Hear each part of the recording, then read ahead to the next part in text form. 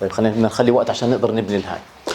اذا هون عندي هاي 2 بلسز، لاحظوا هدول ال2 بلسز، شوفوا شو راح اكتب هون، راح اكتب D1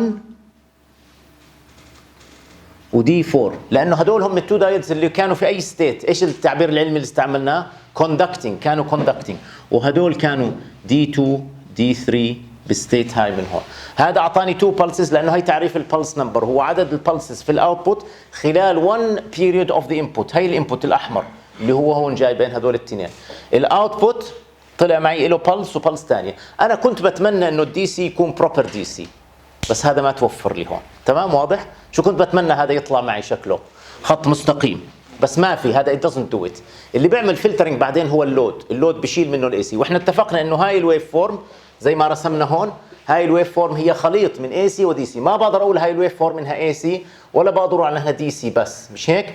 هي خليط اوف بوث، لانه ما بنطبق عليها الشرط الدي سي لحاله ولا شرط الاي سي لحاله. لا الافرج تبعها زيرو حتى اقول عنها اي سي، ولا هي constant in magnitude and direction. هي constant in direction مظبوط، بس مش constant in magnitude، مش عماله الماجنتيود تبعها بتغير طول الوقت. لكن هاي الويف فورم لو انا فككتها بامكاني كان افككها لدي سي واي سي. هذا اي سي لانه الاريا هاي مساوي، انا طبعا رسمي مش دقيق، بس لو رسمي دقيق بتبين الاريا هاي مساوي للاريا هاي، فهذا صار الاي سي كومبوننت وهذا صار دي سي كومبوننت. انا كريكتيفاير شو بيهمني الاوتبوت الدي سي منه؟ شو بيهمني منه؟ الافرج تبعه. اذا هذه 2 بلس نمبر، اذا هون البلس نمبر بيساوي 2. تمام؟